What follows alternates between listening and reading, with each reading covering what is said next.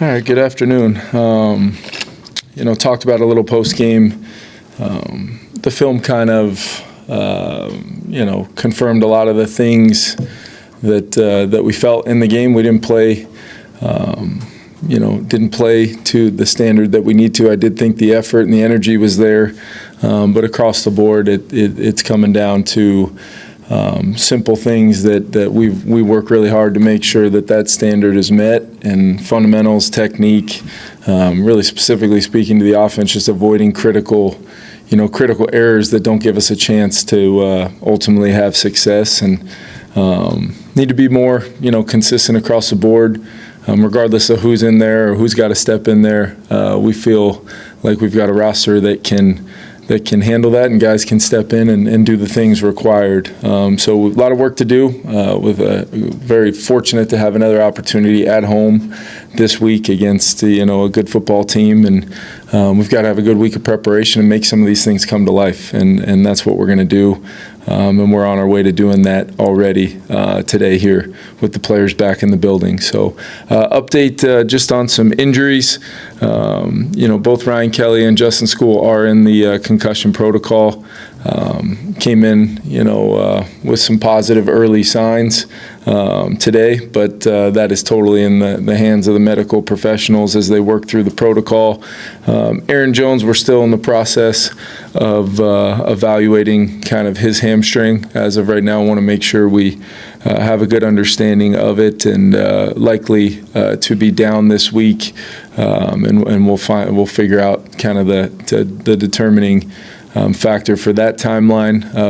We did avoid, thank goodness, some serious injuries on Gabe Murphy and Jonathan Grenard. JG was able to come back in with that oblique, just kind of shocked him there for a play, and he was able to come back in, and Gabe Murphy did avoid, what we feared at the moment to be potentially serious. He was able to avoid anything serious there.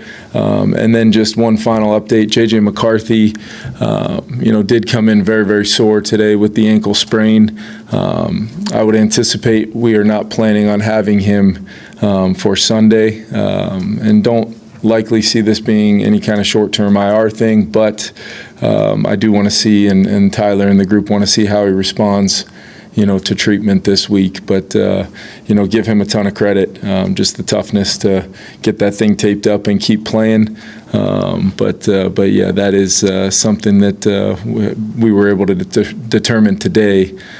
So obviously tough news there. So we've got our work cut out for us, a lot of work to be done. We'll get Carson Wentz ready to go. Had a really good practice last week when JJ was out of the building, on a Thursday kind of third down kind of day, and Carson stepped in and did a great job. So I know the guys will have a ton of confidence in him, as well as Max being a snap away. Kevin, so what happened with JJ? It happened. I believe it happened on the second and 20 scramble, where he was able to get towards our sideline and just kind of got rolled up. And in the moment, didn't necessarily think it was significant. When we came off after that series, there was somebody in the blue tent, so he was kind of evaluated right there and just got it taped up, and went back in the game. And I think it's one of those things, just kind of hearing from our medical staff, one of those things that tends to be much worse today than probably was in the moment to him with adrenaline and everything. But like I said, a huge compliment to him for fighting through it and continuing to compete. Just how crazy are all these injuries? I mean, yeah, it's a lot. Yeah, we're definitely dealing with some adversity right now for sure. Both through our performance, but also the injury side of things. It's never ever going to be an excuse. We've got to find a way to have the next man up, and hopefully, we're expecting some good news on Okudah and Gink with where they're at in the phase of the protocol, being able to begin their practice work and kind of clear that last hurdle to hopefully be available this week, and then we'll see where Harry and Gink are, or Harry and CD are as well. As they continue kind of their ramp-up plan. Anticipate both those guys practicing on Wednesday, and then we'll see where we're at from that standpoint as well. So there's, absolutely. You want to have all your guys out there. You want to have the original intent of your full groups, whether that's Jordan or CD or potentially now Aaron and JJ. But we've got to work through it. Every team deals with it. Our opponent's going to be dealing with it as well, specifically at the quarterback position. So that is the nature of our league week in and week out. It's just hit us, pretty significantly early on here. And we've just got to work our way through it and try to weather the storm and play good football regardless of who's in the game. Kevin, with Ryan Kelly, I think this is his fourth concussion in his career. How much does that affect the way you guys think about the timetable for him? Yeah, it's definitely something that, I think, in these cases specifically, you're always going to defer to the medical professionals and Ryan and allow them to work through it. It is encouraging, that he feels, he does feel positive and good today from a standpoint of knowing that history. But like I said, my job is to have the best interest of the player and totally just allow the medical staff and our doctors and the independent doctors to kind of guide where this thing goes ultimately. But no question, we want to make sure Ryan's in a good place. With JJ, people will see that he finished the game last night and at least wonder, is there any part of the decision this week based on performance? No, not at all. In fact, it was pretty crushing this morning to hear that for me. Just, look, for JJ, he's in a long process, a long journey right now, where there's going to be some ups and downs. And as a team, I think our ability to play a little bit more consistent around him on the offensive side, these one-off kind of critical errors that end up being totally out of JJ's control. We've got to find a way to eliminate those and limit them in any way possible. The things that are self-inflicted, that our opponent is really not doing a whole lot to cause, those are the things that we need to make sure we wrap our minds around, look at them, meet them head on. That's us as coaches, absolutely myself and then our group, and we've got the group to do that. But no, there's not any aspect of this. This is a purely medical-based thing that we're dealing with right now. And what's your sense of how much Carson's been able to pick up here in the weeks that he's been here? Yeah, he was really impressive last week, kind of stepping in. You felt the veteran presence and the command. He's really smart, a guy that's played a lot of football, and he's been able to, get himself to a place where he's felt very comfortable, these past 2 weeks had he needed to go in the football game, and now he'll get a week of preparation to get ready to go play. Can you call everything that you would call with JJ? He's been in the system 2 years. Can you call everything with Carson that you would with JJ? Yes, I think so. And there's always going to be a quarterback comfort level to what we take to the game, regardless of what we prepare throughout the week. By the time we get to Saturday, you want to be calling the things that the guy in the game's comfortable with, has a positive feeling towards, a great understanding of, and there's going to be some things, previous experiences that allow Carson to, and we've already seen that with kind of a seamless transition for him in certain areas, and then in other areas where things are kind of newer for him for the first time. I think normally my experience with him short term has been he gets that rep, he gets that time, he gets that clarity, and then he's been good to go. As if had he gone in the game even yesterday, we were going to be working off the same menu, same collection of plays, and Carson felt good about it. Kevin, are you comfortable with Max as the backup, just considering his inexperience? Yeah, I think you're kind of going back to how we talked about him in training camp and how he came out of some of those great games, with pretty high marks and grades for his personal execution, some of the instinctive things he did, his physical skill set of being a really fundamentally sound, kind of twitchy, accurate passer and being able to be a fast decision maker. All those things bode well. But no, there's clearly, you'd love to have a little bit more experience there, but that's the nature of wanting to have a really good young developing player that you bring in the undrafted process. You know, he's on our roster, and he's going to be a snap away, and I know Max will be prepared. That's what we've kind of learned quickly about him from the very first day he was here. Hey, Kevin, what did you see in Michael Juergens getting out there?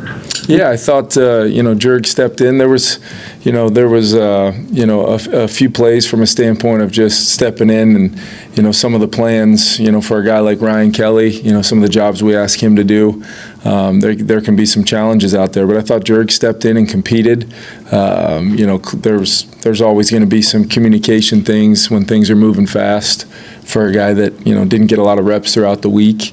But I thought he, over the course of his body of work, there was a lot of positives, and I think he'll build on that this week if his number's called. Just to be clear, did you guys know about JJ's injury during the game, or is this something that popped up? Yeah, no, he was evaluated, and I know he got it taped, and probably was something that you guys were aware of. But yeah, the severity of it, and just knowing that he was going to need some time for that thing to settle down and kind of work through the early process of the rehab stage of things. And like I said, I don't anticipate it, being a short-term IR type situation. But we do need to see how he responds here early this week to treatment, and then we can kind of start projecting what his ramp back up will look like. And how are his spirits when you talk to him? He's obviously disappointed. I mean, this guy he would go back out and play today. If it was possible, if we could schedule a game. That's the kind of player and competitor he is. I think for him, it's part of this journey is acknowledging, making sure you acknowledge, what it felt like, what you were, in the moment. Did I take the right footwork? Did I, play with the kind of technique and fundamentals and have my eyes in the right spots? And what plays did I do that? And what did that look like? And then what plays, maybe could it have been a little bit more consistent? And then what did those plays turn out like? And then just evaluate each play as its own, but always with the same principles of playing the position. And I think for him it's just, the injury just it's crushing, because you just want it to be a daily process of activating every aspect of the development and learning, because you've just seen it, out of him, and in game, his response, to find a way to win that opener in Chicago, and we weren't able to get that done yesterday, and there were some plays. That maybe could change the game there at different times, and it wasn't always J.J. McCarthy that the reason why those plays didn't happen. It was a collection of guys that we just have to have a little bit better all 11 feel. I told the team today, you can watch these clips and see all 11 guys doing their job, and really good things happen for the Minnesota Vikings when that happens, and that's what we got to get more of, and that's what ultimately I'm responsible for, and I put it on myself to try to challenge everybody, prepare the team the right way, regardless of who's in there, regardless of some of the adversity we've kind of felt from an injury standpoint. To me, it's about the principles of playing the way we need to play, all 11 guys, no matter what phase, offense, defense, or special teams. And it's not a cliche when you're seeing some of the results that we've had, and I think it goes back to taking a look at how we prepare, taking a look at how we give our guys the most possible clarity, and then to me, when it is a fundamental thing, we talk about being a fundamentally sound football team. I don't think we were that yesterday, and we also lost the turnover battle pretty significantly, which normally means you're going to have a hard time winning the game, and that's exactly what it was. How have you felt about JJ's clock through a couple of games in terms of staying in the pocket versus looking to escape? Yeah, I think you think back to some of the plays where things were really firm, and the edges were good and those things. Even the 50-yarder before the half, thought that was a great example of all 11 guys doing their job and what it could look like. There were some other examples where he caught a little bit of a rhythm there when we were able to move it with a couple explosives, Speedy on a third down, then we hit Speedy again. after the long conversion to Adam. You look at those, it's, pretty much significant chunk. And then one of his best reps of the day was the ball down to Speedy on, near that right goal line, where I think we were knocked out at the 2. And then you look at it, the very next snap, probably have a chance to, for a pretty easy one there, and we kind of bobble the ball and pick it up and throw it away. So it's just the consistency of how many plays we can stack, consecutively. And like I said, it's not just one particular player. It's the, called a few screens in the game, and we don't throw and catch one with a pretty significant chance for a gain on that play, and then just have a mental error on another screen that ends up being a 2-yard gain when we should clearly have everybody kind of accounted for with a chance to have Jordan Mason in space with a lot of grass potentially on either one of those plays. So it's just, those plays we don't get. We don't get do-overs. Those plays come and go, and the result are what they are. But what I have to, take a, long look at is the execution of these plays, and, all the little details that go into guys just doing their jobs. And I think good things will happen. In fact, I know good things will happen. And that's just something that doesn't make it any easier. I mean, talking about our environment we had and the fans that certainly showed up for us and didn't get the performance that quite honestly they deserved, and we all know that. Our players and coaching staff know that, and we've got to find a way, knowing that we've got 15 more games and we're a 1-1 team with a chance to win a game this week. That's all our focus needs to be on, is enhancing and improving the consistency of all 11 guys doing their job, regardless of the situation, regardless of first, second, third down, whatever it may be. Simple things, center quarterback exchange, different mechanics of, our run game combinations and the targeting. And then I did think there were some positives, throughout the game, whether it was Justin or Speedy or these guys. TJ doesn't always show up in the stat sheet, but it should if we get the all 11 execution that we can't just expect. We've got to go make it come to life. Last one. Kevin, with Christian Darrison, do you sense that he's close? Yes. Yeah. No. This has been. I understand, kind of, especially with the nature of his kind of ramp up and working back into it, and some of the work he had throughout training camp and that calendar that we've been on, and it's been a true day-to-day approach to it, and trying to get to a place where we're obviously doing what's best for Christian, and a very collaborative process there. But at the same time, he's doing everything he can to be out there. He's done a phenomenal job from start to currently where we're at right now, and anticipate that continuing. And when we get him out there, it's going to be a huge boost for us for sure. Thanks, everyone. Thank you, guys.